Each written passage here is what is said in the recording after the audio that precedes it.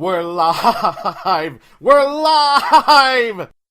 Well, okay, no, that's not actually true. And I'm completely lying just to make this gag, but hey, can you blame me? Howdy, one and all. I'm your host, Sean Cronenfeld, and I bid you welcome to another episode of A Monstrous October. Before we get started, I feel the need to address an important point and make a stand on a major moral issue. Since Frankenstein's monster is often technically considered to be the son of the man who remade him, I have no problem calling the monster Frankenstein as well. I'm not saying I'm always going to refer to him as thus in the course of this series, but if even the thought of me doing so bothers you, well, tough. And any comments to the effect stating that the monster is not called Frankenstein will be duly ignored and laughed at. You have been warned. Thank you.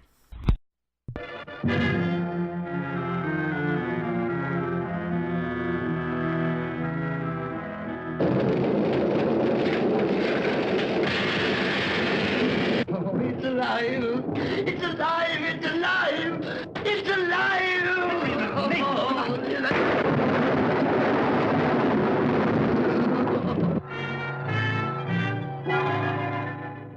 When this dead hand moves, the monster created by a man they called mad is turned loose to strike terror into the hearts of men.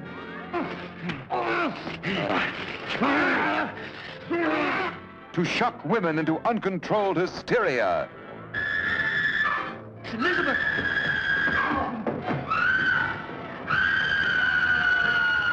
To prey upon the innocence of children. This is the story you've heard about, talked about. The spine-tingling, blood-chilling story that stuns your emotions. Frankenstein. Don't touch that!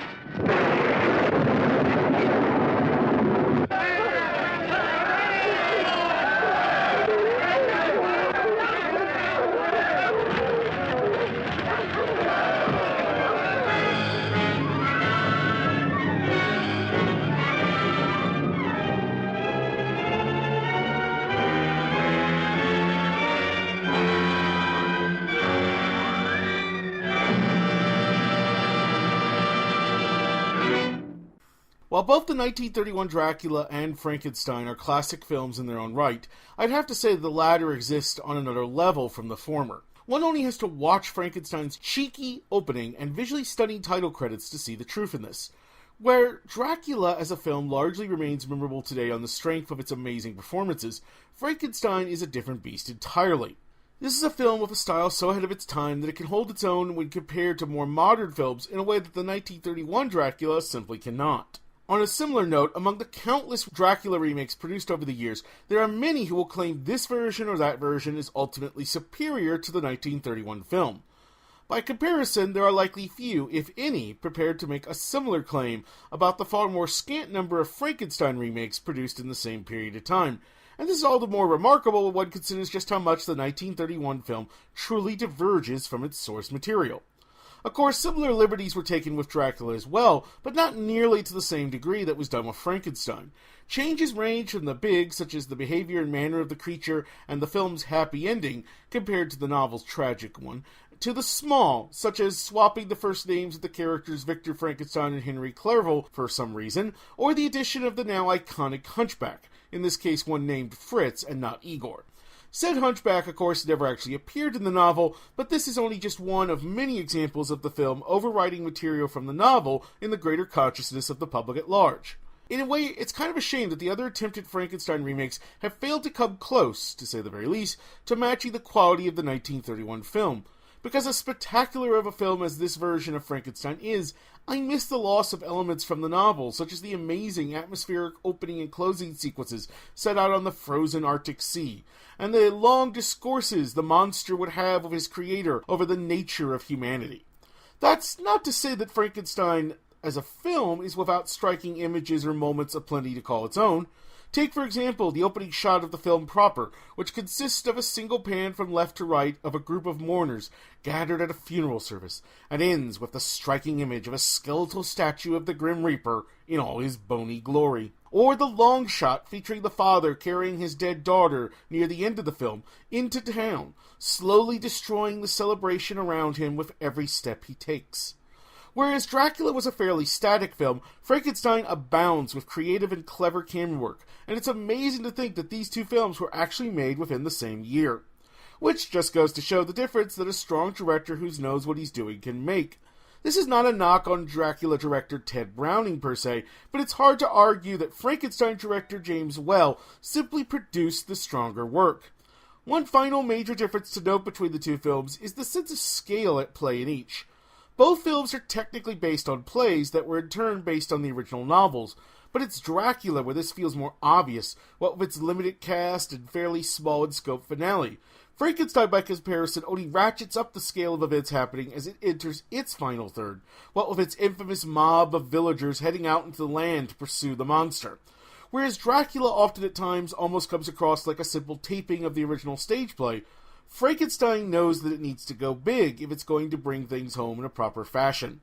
As I discussed yesterday, Dracula suffers, as it were, from the limitations of its director, while Frankenstein benefits from a talent who was among the best of his age. Indeed, there's far more I could say about Whale, but I'll leave further discussion about him to the film in this series that is his true masterwork. Still, there's no denying that Whale brought a definite undercurrent of playfulness to the 1931 Frankenstein that makes itself known via such examples as the aforementioned over-the-top intro, and the fact that in the opening credits the actor playing the monster is credited simply as a question mark, as if to suggest that the beast itself was real and not just some piece of Hollywood trickery. Oh, and speaking of the man who played the monster, as you've seen, the trailer for the 1931 Frankenstein includes a line about how once you watch Karloff, there could never be another Frankenstein. And as with Lugosi before him, for many there's a great deal of truth in that claim. For while the 1931 Frankenstein is not the almost one-man show that Dracula could be at times, Karloff's remarkable performance still serves as an anchor for the rest of the film to build around.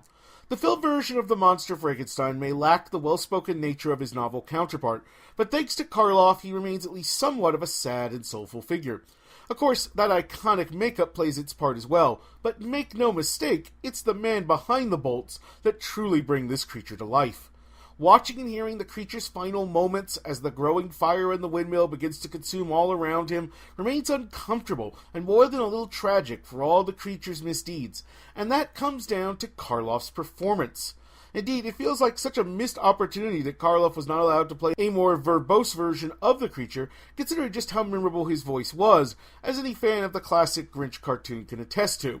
And whereas Dracula is really only truly interesting when its title character is on screen, by comparison, Frankenstein is able to produce a number of memorable players to help keep the film engaging even when its famous monster is not present.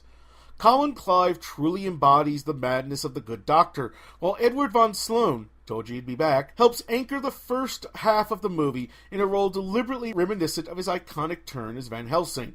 I'd also be remiss if I didn't mention Frederick Kerr's gloriously crotchety performance as the current Baron Frankenstein and father to the Mad Doctor himself. Kerr often threatens to run away with almost any scene he's in, and he brings a welcome extra touch of levity and humanity to the film without ever undercutting the tension that is at the heart of the story. Despite all my gushing, Frankenstein is by no means a perfect movie. For example, the film has a number of obvious and just plain ugly cuts that stand out like a nasty sore. It's the kind of thing you wouldn't even see in a B-movie today, such as the kind that all too regularly airs on Sci-Fi. Also, the film introduces a number of subplots, such as Frankenstein's friend apparently having romantic feelings for his fiancée, that ultimately go nowhere and really have no purpose being in the movie in the first place. Finally, the film's ending is way too neat and pat, especially for all the portentous foreshadowing of tragedy that goes on over the course of the story.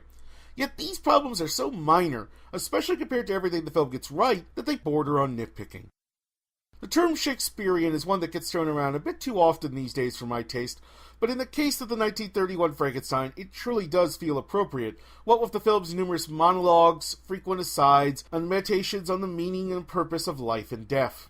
Every bit as indelible and influential as its vampiric counterpart, the 1931 version of Frankenstein remains a triumph on many fronts, even to this day.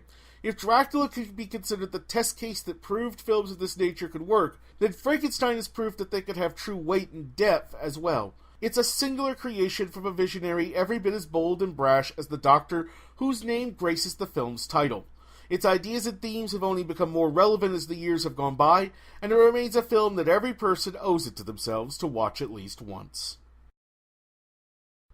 And that's going to do it for another episode of A Monstrous October. Come back tomorrow as we delve deep into the tombs and risk the curse of the Mummy.